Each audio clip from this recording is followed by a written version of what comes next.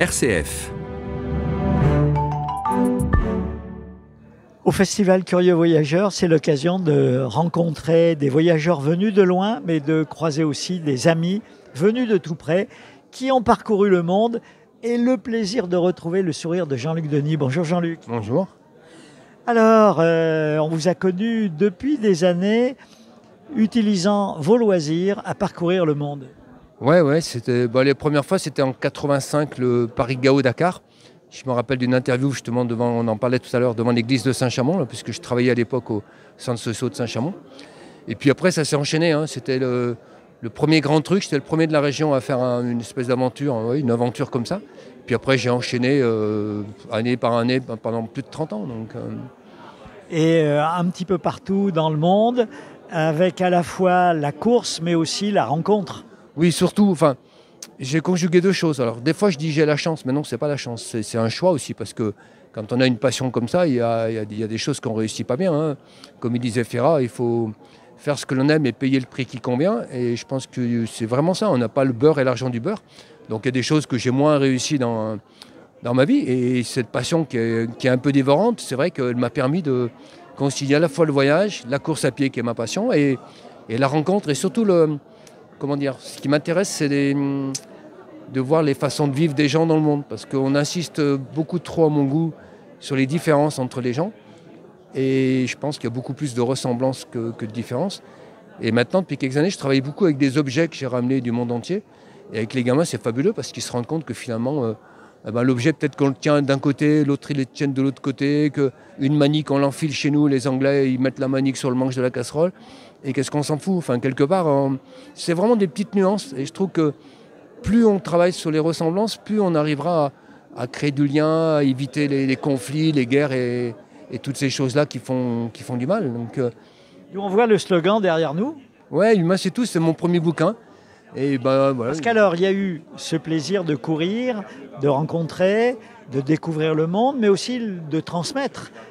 Vous reveniez et c'était des séances diapos partout. Voilà. J'ai dû en faire, 500 ou je sais pas. Alors après, ça me permettait aussi des fois d'autofinancer un peu mes courses, parce qu'il y a des mairies qui me... C'est pour ça que j'ai créé une petite association qui s'appelle Citoyens Coureurs du Monde. Et donc ça me permettait de financer un peu mes courses. Et puis après, je me suis beaucoup mis dans l'écriture, parce que je ne suis pas un photographe. Moi, je ramenais des photos pour montrer un peu ce que je faisais. J'ai fait des diaporamas, des choses comme ça. Mais c'est plus l'écriture qui m'intéresse maintenant. Donc j'ai fait pas mal de petits bouquins, genre un peu poétique ou pas. Et puis pendant le confinement, j'ai pu écrire un récit de voyage sur toutes mes courses. Donc ça s'appelle Courir chez les Terriens. Faites-nous voir ce beau Courir chez les Terriens. Courir chez les Terriens, donc c'est mon fils qui a fait la couverture. J'ai un fils qui est illustrateur, alors il faut bien que je le mette un peu à contribution. D'ailleurs, c'est lui qui a eu la riche idée de ne pas mettre ma photo, de mettre mes chaussures derrière, en disant bon voilà, on a assez vu ta tête, on va mettre tes chaussures. Donc c'est les chaussures qui présentent le bouquin, ça change un peu. Et et c'est devenu vraiment, l'écriture, c'est vraiment quelque chose qui me touche. Et puis la transmission, tu avais raison, parce que ce matin, par exemple, avec les gamins des centres sociaux... Alors, les gamins des centres sociaux, il y avait toute une armée de gamins qui s'arrêtent et puis qui sont passionnés. Alors, qu'est-ce que tu fais, Jean-Luc ?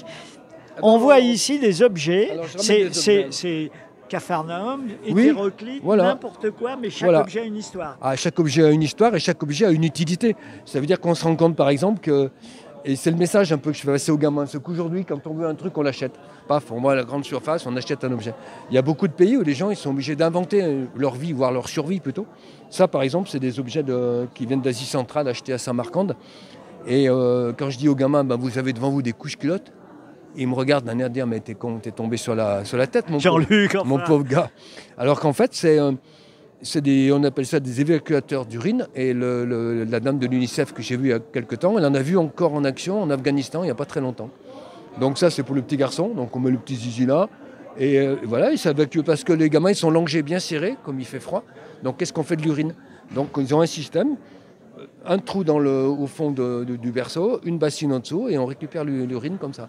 Donc les gens ont des capacités d'invention incroyables.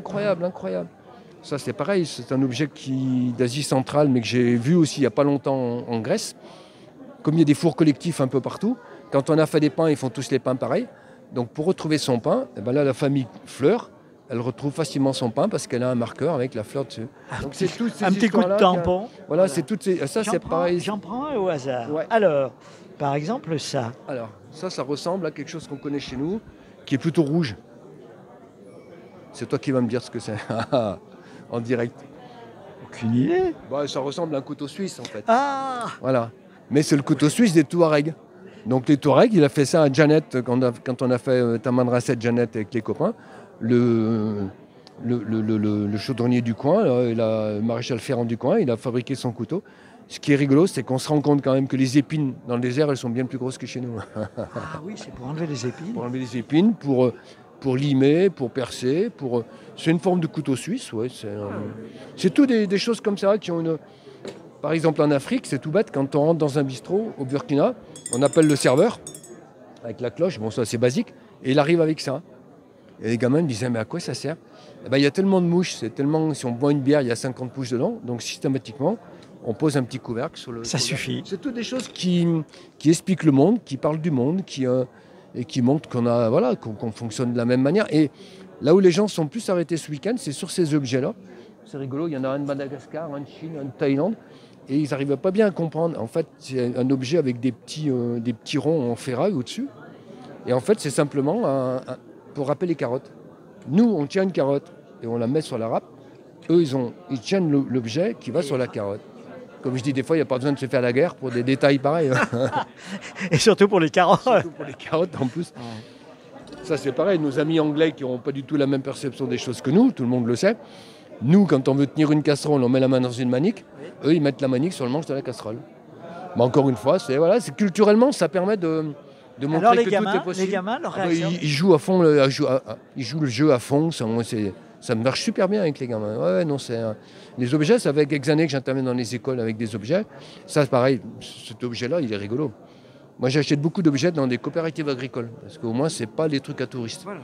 Et ça vient du Burkina, sur un marché paysan au Burkina. Et en fait, c'est pour faire manger les poules. Alors moi, j'ai mis des bonbons dedans, ce qui fait que mes petits-fils gueulent parce qu'ils n'arrivent pas à en prendre plusieurs à la fois. Bien sûr. Et les poules, elles ne se battent pas parce qu'elles ont du grain. Et elles sont à 3 à manger dans un à manger dans le... Ouais. Je trouve que le côté positif, c'est de montrer l'inventivité des peuples du monde, en fait. Les gens sont... C'est génial. Humain, c'est tout. Et alors, est-ce que tu repars courir?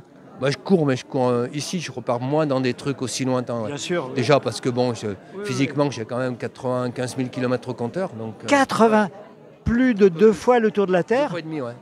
Waouh, alors, donc, du coup, respect Jean-Luc. Du coup, il y a des choses qu'il faudrait changer. Il y a des pièces, il y a des bielles un peu qu'il faudrait changer. Donc, non, j'ai un peu une pubalgie qui redémarre. Voilà. Mais j'aime que ça. Donc, du coup...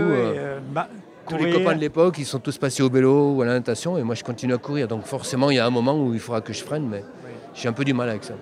Bon, écoute, merci. Je pense qu'on aura l'occasion de te faire parler plus en détail de courir. Ça pourrait être bien. Ouais, tout à fait. On va faire une émission, on va se donner rendez-vous. Ouais. Merci à Jean-Marc pour la réalisation technique et nous, on va continuer notre promenade au salon Curieux Voyageurs. On vous invite à y venir. Demain encore toute la journée. La fin avec la proclamation du Grand Prix des films en lice, des 23 films en lice. C'est à 18h demain soir. Voilà. Merci Jean-Luc. Merci. Au salon Curieux Voyageurs avec à mes côtés Ryan, bonjour. Bonjour. Alors vous êtes partenaire historique de ce salon Curieux Voyageurs avec les studios Gonnet. Le studio Gonnet, vous vous trouvez au Chambord-Faugerolles. Exactement, le Studio Gonnet, c'est une institution qui existe depuis les années 60.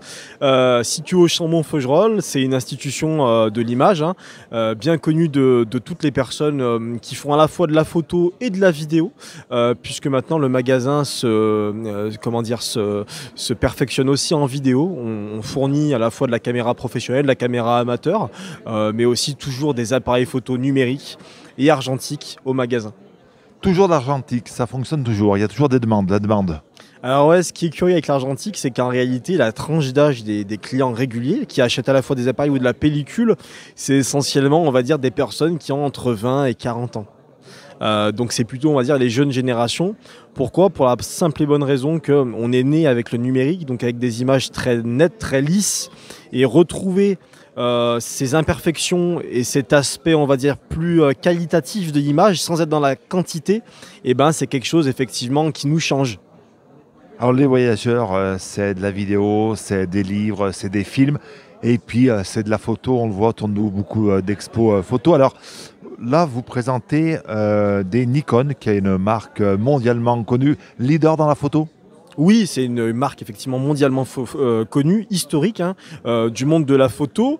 C'est une marque qui cohabite et qui a su, on va dire, se faire une place malgré toute la concurrence internationale, comme Fuji, Canon, Sony aussi.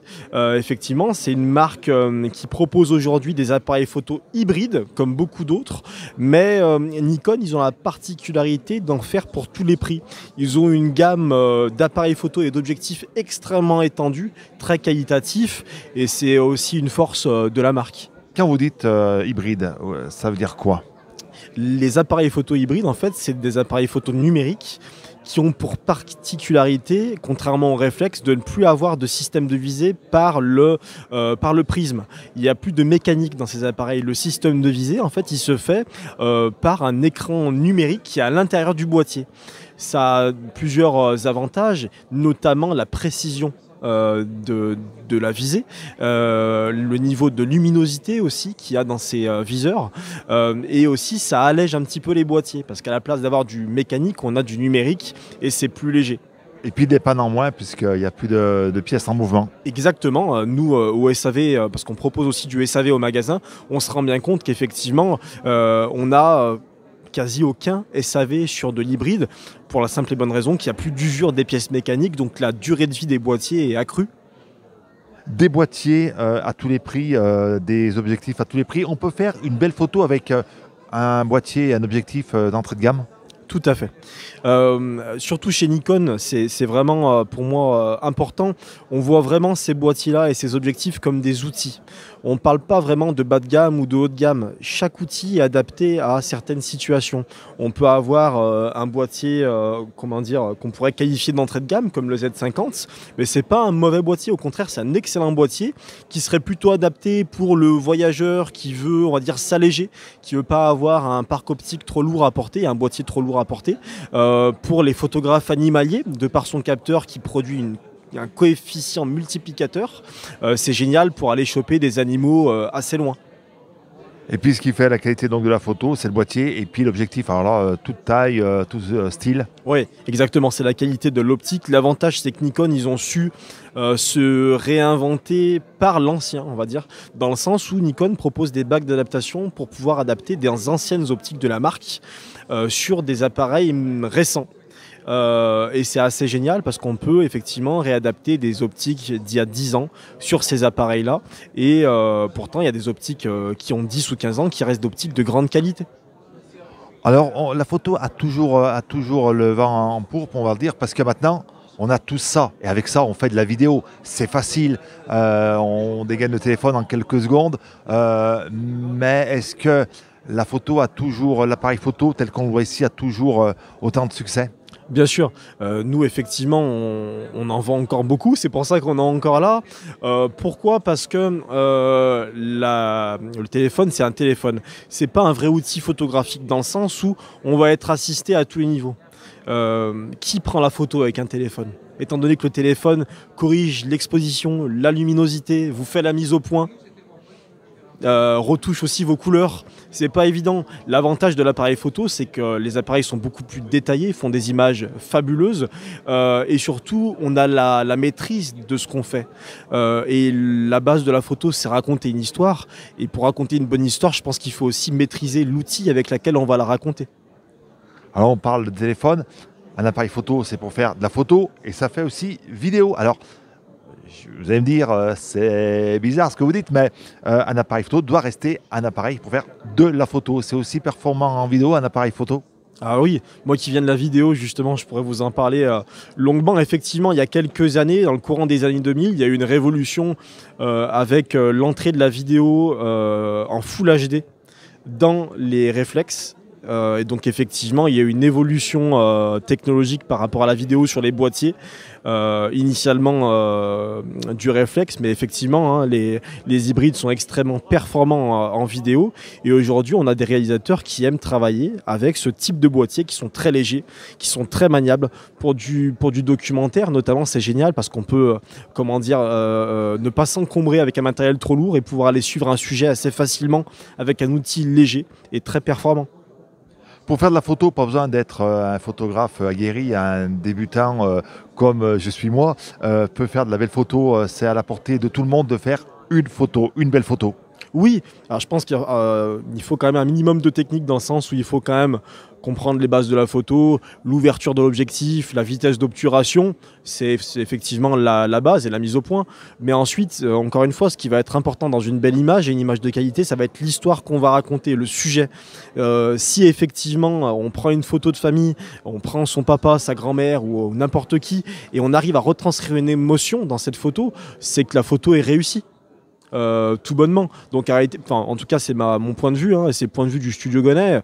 La base de la photo, c'est l'histoire qui est racontée. Donc oui, tout le monde peut le faire. En tous les cas, n'hésitez pas à venir donc au studio Gonnet. On rappelle que ça se trouve au Chaumont-Faugerolles, on rappelle l'adresse. 29 rue Gambetta. Vous faites du neuf, de l'occasion, vous faites des formations aussi pour devenir photographe, amateur mais photographe. Exactement, on propose aussi des formations qui sont, on va dire, au cas par cas, c'est des formations sur mesure. Au studio Gonnet, la force du magasin, c'est vraiment le cas par cas, la proximité avec les clients. On n'est pas dans une grande distribution, on prend le temps de conseiller, de tester avec les clients et d'accompagner au mieux. Et effectivement, on propose ces formations-là. On propose également des tirages photos d'art, où on peut, là encore, faire tester les différents papiers à nos clients pour pouvoir les accompagner au mieux dans leurs expositions. Merci beaucoup. Et puis donc n'hésitez pas à venir rencontrer les studios Gonnet. Le studio Gonnet, pardon, c'est jusqu'à demain soir. Et puis sinon, c'est au Chaumont-Faugerolles. Merci beaucoup Ryan et merci à Jean-Claude.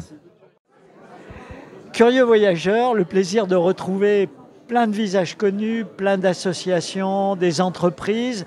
Et puis la Gazelle, Arnaud, vous êtes le cofondateur de cette belle entreprise qui est basé, je crois, à Saint-Galmier. C'est ça, c'est bien ça. Ben oui, on est heureux d'être là, comme depuis de nombreuses années déjà. Et l'entreprise continue d'évoluer à son rythme. C'est pas toujours évident, mais on est là et on soutient l'initiative.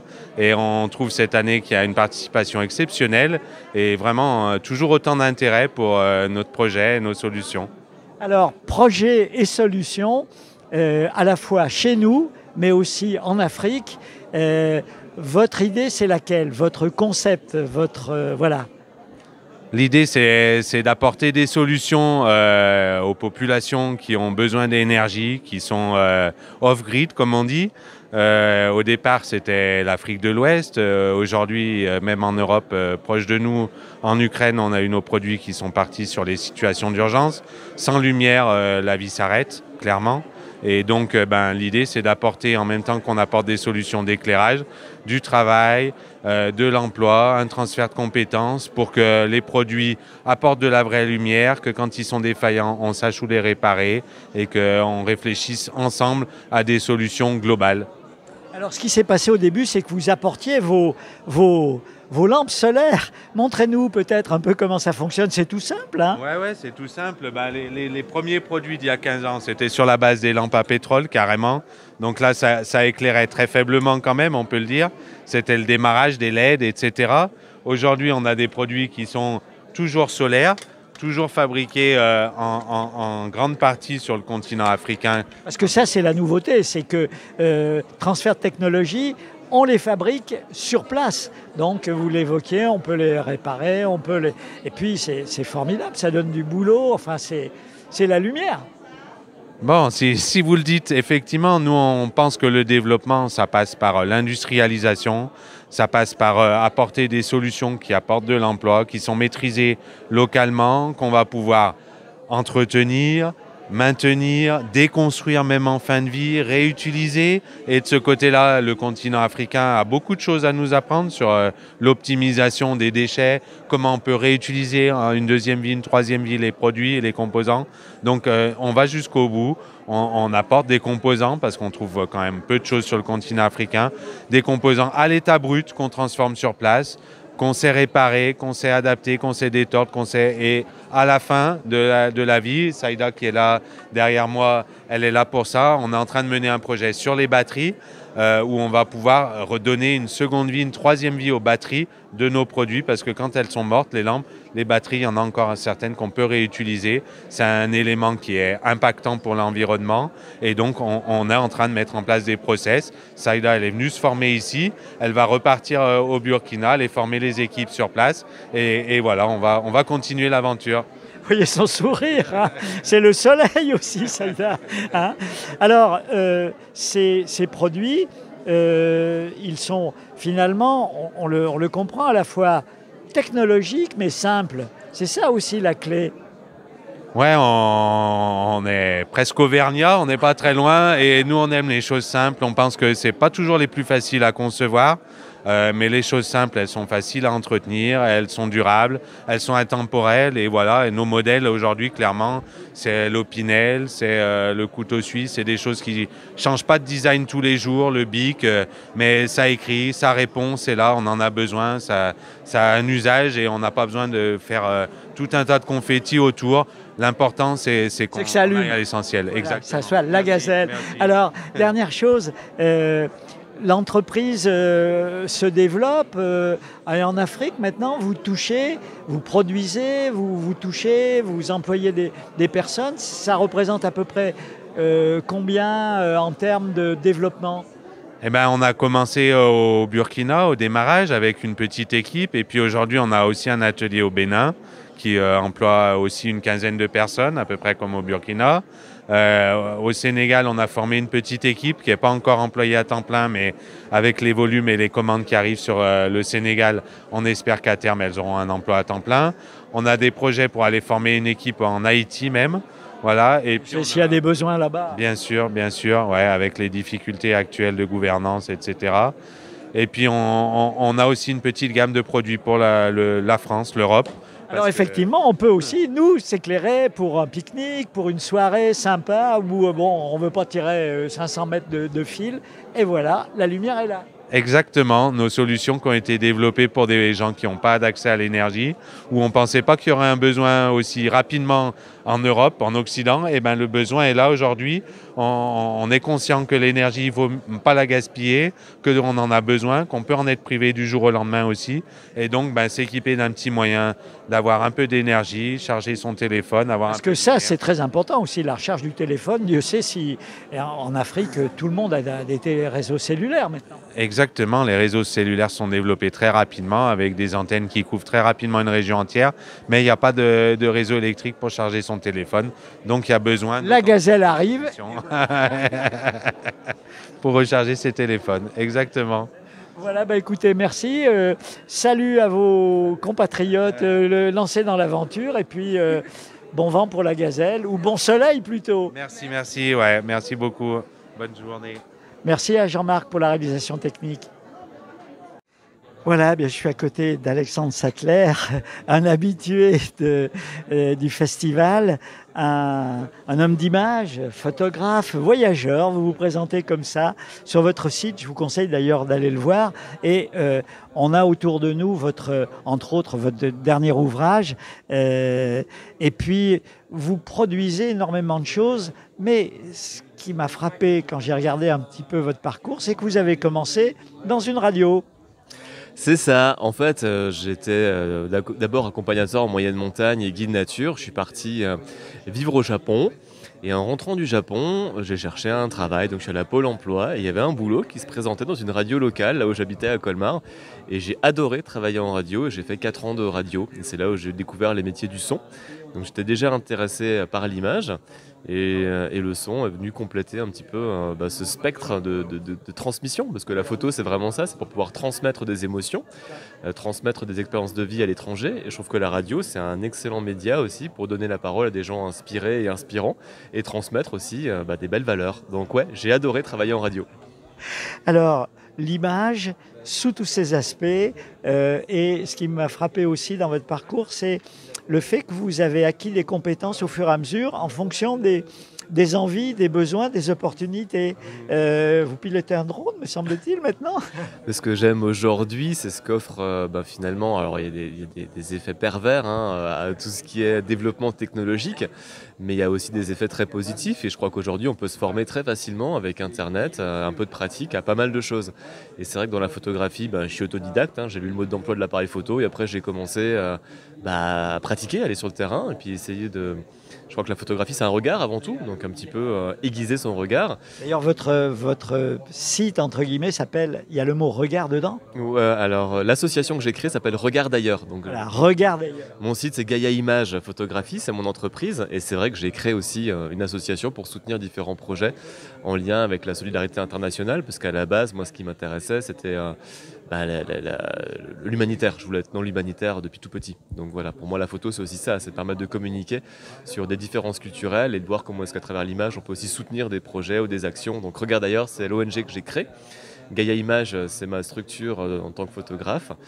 Et oui, aujourd'hui, on peut, je pense, avec tous les outils qui existent, se former à pas mal de choses. Donc oui, je pilote des drones aussi, mais j'ai fait une formation.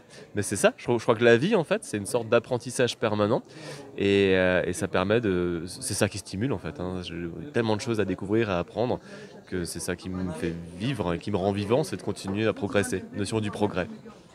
Alors, des livres, des photos, et puis aussi des podcasts. C'est peut-être le souvenir de vos premières expériences radiophoniques, des podcasts avec des thèmes qui ne sont pas innocents. Alors les podcasts, oui, c'est vrai qu'en bossant en radio, je me suis très vite intéressé à deux thématiques, celle de l'écologie et du développement durable. On parlait de développement durable à l'époque.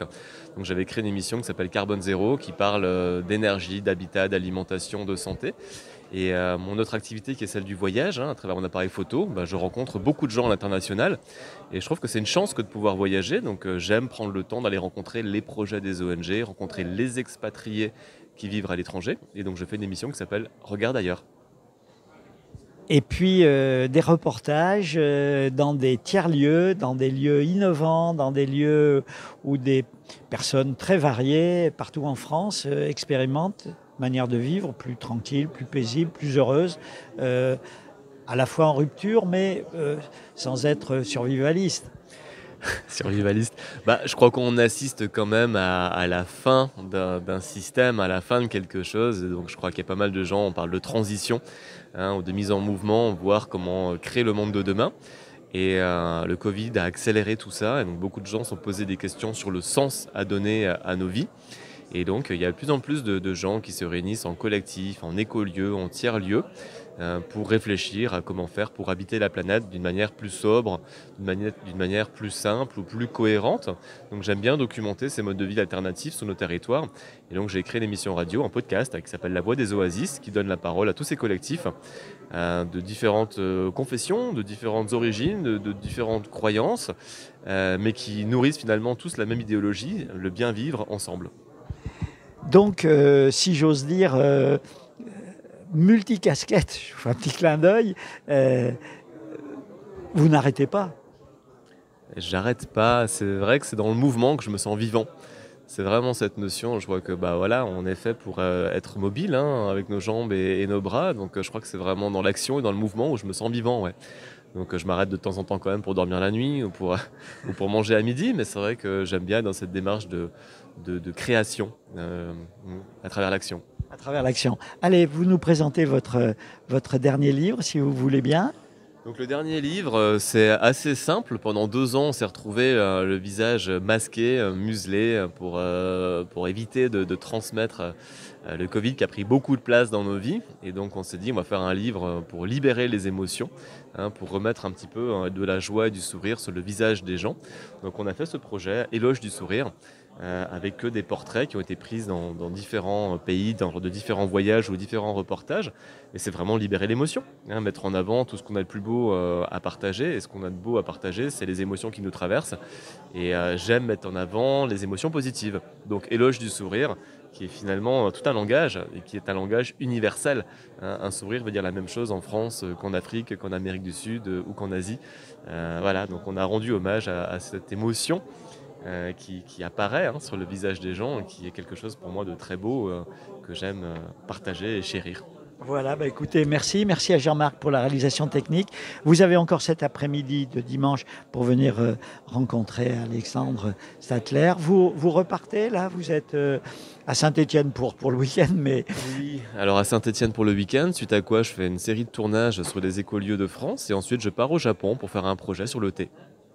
Ah, vous revenez à vos premières amours, si j'ose dire. Oui, je retourne régulièrement dans différents pays. Mais là, oui, j'ai un projet sur le thé. Donc, je voyage pas mal dans des pays où on retrouve des plantations et des producteurs de thé. Voilà. Merci Alexandre, merci à Jean-Marc pour la réalisation technique.